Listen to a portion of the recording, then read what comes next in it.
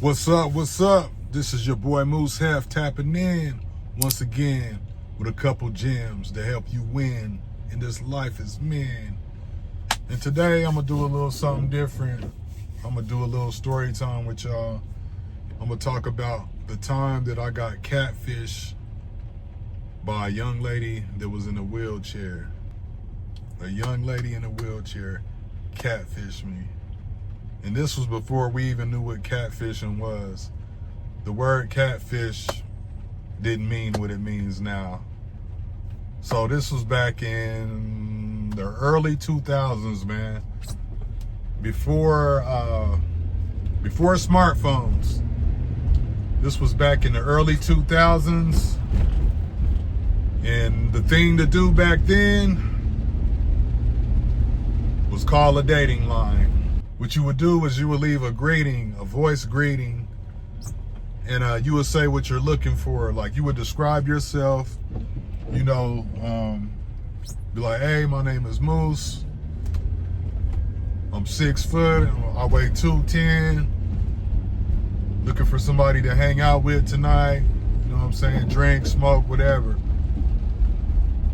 So when you would call this dating line, you could just listen to profiles. You could listen to messages of people describing themselves and talking about what they were looking for. That's how the date line worked back then. So I'm on the date line one day and I meet this chick on there. And you know, she told me she was mixed, light skin, curly hair. Like she described herself. I was like, cool. And this was before you could send pictures to people. You just had to roll the dice and see what you was gonna get. So anyway, I meet this chick on the dating line. Back then, man, you couldn't just meet up with a chick right away, man. It took some time. Like, it took like weeks to meet up with a chick back then. So I was talking to her on the phone for about a week or so. I won some tickets to a Nelly concert on the radio, right? So I had 2 tickets to the concert. So I had been talking to this chick for a while on the phone. And I had mentioned that I had concert tickets to go see Nelly. Nelly was the top artist at that time. He was on fire. And she'll be like, ooh, I wanna go see Nelly. And I'll be like, well, we'll see, you know. Because I wasn't sure if I was going to take somebody or if I was going to even go to the concert. So make a long story short, I didn't even go to the Nelly concert. I ended up giving the tickets away to my niece or somebody. So didn't go to the concert. So one day, this chick, you know, she says I could come through and kick it. And it was me and my homeboy, and she was like, yeah, you could come through. So me and my homeboy go to her crib, right? So I knock on the door, and this chick answers the door. And she like, what's up? And I'm like, I'm here for such and such. And she was like, oh, okay. She's over there. So she let me in, right? So when she let me in the crib, me and my homeboy just chilling, you know. And first thing I notice is a wheelchair. There's like a wheelchair in the middle of the living room. But what threw me off is the chick that answered the door just went and sat in the wheelchair. So I'm thinking, I'm like, well, maybe it's just a chair they use. You know, it's just they use this motherfucker for a chair. They use the wheelchair for a chair. That's what I'm thinking. So the girl I'm there for, she's sitting on the couch, and man, she was beautiful. She was gorgeous. She had long black curly hair, light skin. She kind of looked like Aaliyah. Man, she was bad. She was cold. So I go sit next to her, we talking. And I'm just thinking to myself, how is this girl single? Like, this girl is beautiful. She is gorgeous. How in the hell is she single, you know? So I'm feeling myself like, dang, man, I got me one. So we chilling, we smoking, drinking, or whatever. So I ask her for something to drink.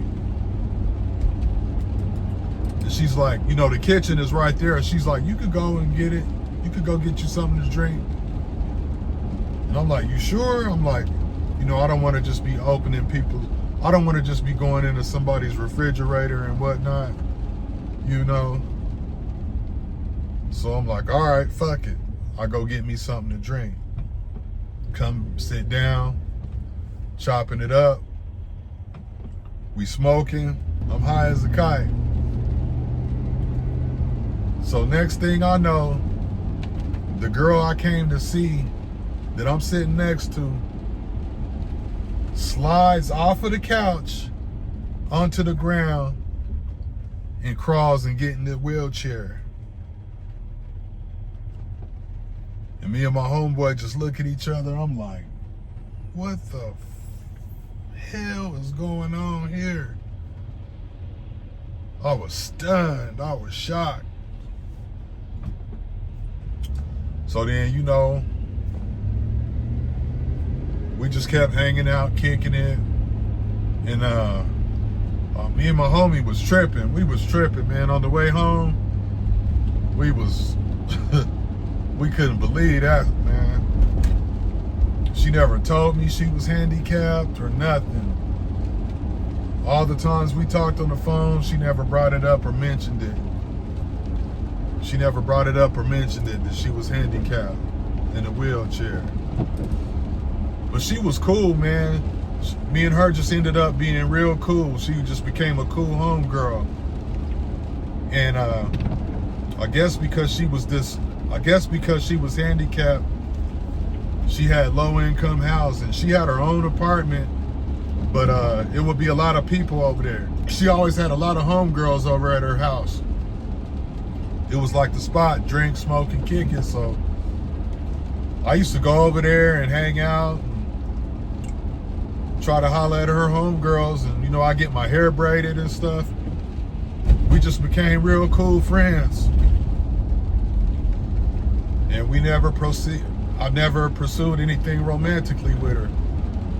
But what's a trip though was like sometimes I'll be over there and, you know, I'm getting at one of her friends, you know. I'm on the couch with one of her homegirls, you know, I spend the night. Cause everybody just spending the night there.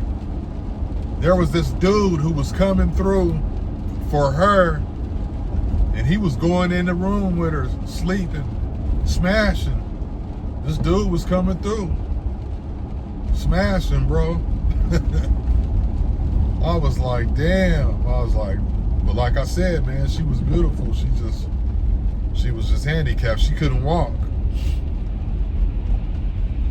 So years down the line, you know, we lost contact or whatever. And some years, and I always wondered what happened to her, but I didn't want to ask her. I always wondered what happened to her, you know, how did she end up in a wheelchair, but I didn't have the guts to ask her, you know. If she didn't bring it up, then I wasn't gonna bring it up, you know what I'm saying? But I was just tripping how she's talking about going to concerts with me and everything, but she's not telling me that she's in a wheelchair, that she's handicapped.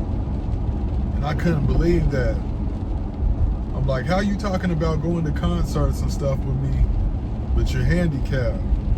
You ain't even gonna let me, you didn't even tell me. I wasn't even aware. How would that work out?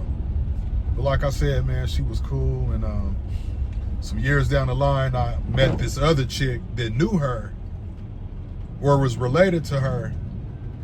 And I was telling them this same story of some crazy adventures I've had on that dateline. And I told her this story. And she was like, I know that girl. I know her. I ain't gonna say her name, but she was like, yeah, I know her. She was like, yeah, she broke up with her boyfriend and was gonna leave him. and he shot her in the back with a shotgun. And she became paralyzed from the waist down. I was like, damn. But the crazy thing about it is she ended up having a kid. After I had met her, years down the line, she ended up having a kid, man. And was doing pretty good from what I had heard. But yeah, that's just one of my craziest stories from being catfished by a chick in a wheelchair. Being catfished by a handicapped woman.